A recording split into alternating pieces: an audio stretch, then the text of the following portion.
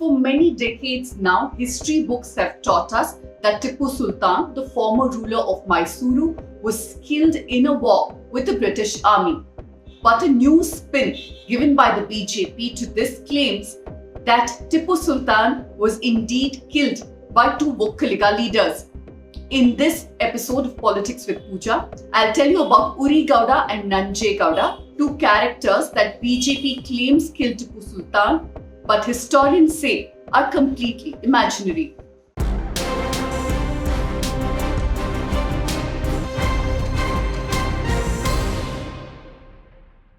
But before I tell you about the current political row, let me quickly take you back to the 18th century.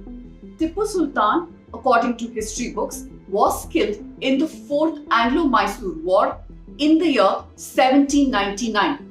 The British Army teamed up with the Nizam of Hyderabad as well as the Marathas and used a man in Tipu's court. Mir Sadiq, a minister in Tipu's cabinet, was promised by the British to be made the ruler of Mysore after Tipu was killed if he helped them actually overthrow Tipu by treachery. And after that, Tipu, who was not even aware of the fact that Srirangapatna had been breached, was killed by the British Army. But then, for the last few months, BJP has now fabricated and revised history and now claim that two Vokkaliga leaders were in fact responsible for Tipu's death. One historian says that Uri Gowda and Nanje Gowda were soldiers in Hyder Ali, that's Tipu Sultan's father's army. The rest of the historians say that nowhere in history books are these two characters even mentioned, far from being said to be responsible for Tipu's death. But all of them unanimously say that BJP's version that Uri Gowda and Nanje Gowda killed Tipu Sultan cannot be found anywhere in history. Using Tipu Sultan, an 18th century ruler, for contemporary politics is not new in Karnataka. For many years now, Tipu Sultan has been used to polarize votes in the state. But why this new story now?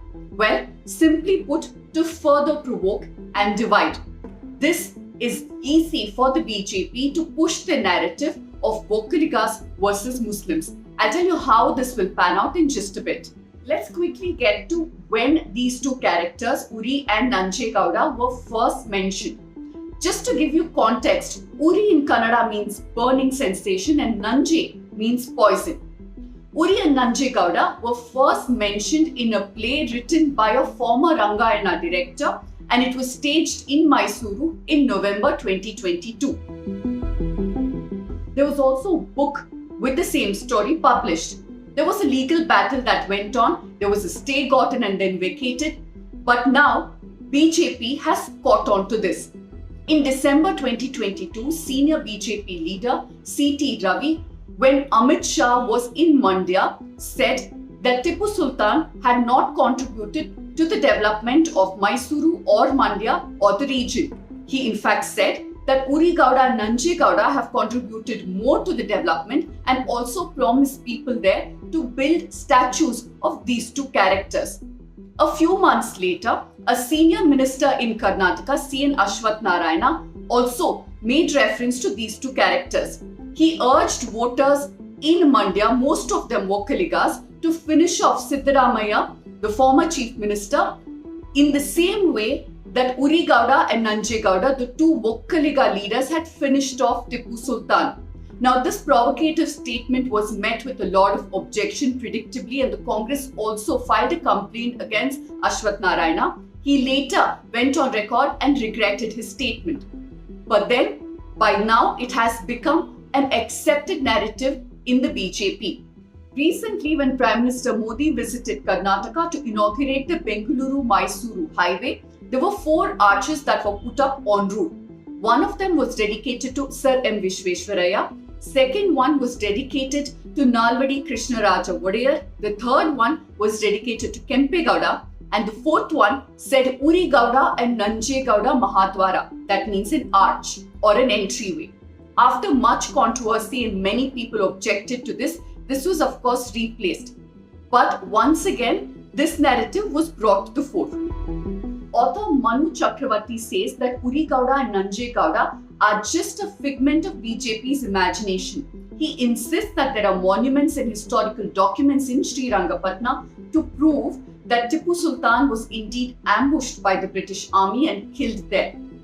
Another veteran historian, Professor Narsimhaya, completely agrees.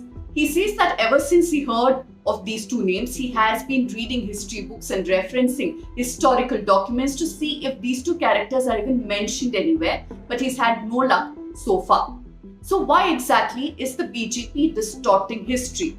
Well, for political dividends.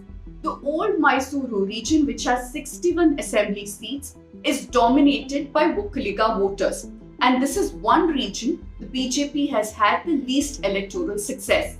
So far, let's remember, BJP has not been able to come to power on its own, which essentially means that they've not been able to get a simple majority on their own. And to ensure that in the upcoming elections they do get a majority, wooing Vokkaliga voters is very, very important. So in the last few months, the BJP has been making a serious effort to woo Vokkaliga voters. For example, a few months ago, Prime Minister Modi came down to Karnataka to inaugurate a 108-feet statue of Vokkaliga leader Kempe Gowda. JP Nadda, the national president of BJP, chose the old Mysore region to flag off his campaign in Karnataka a few months ago. So did Amit Shah when he addressed a rally in Mandya in December 2022 in one of his first election engagement in Karnataka. Prime Minister Modi too had come down to inaugurate the Bengaluru-Mysuru highway. So all this is a clear indication that the BJP wants to breach the old Mysuru region. So in this context, this entire story of Uri Gowda and Nanje Gowda having killed Tipu Sultan gives a perfect context for the BJP to push the narrative of Vokkaligas versus Muslims.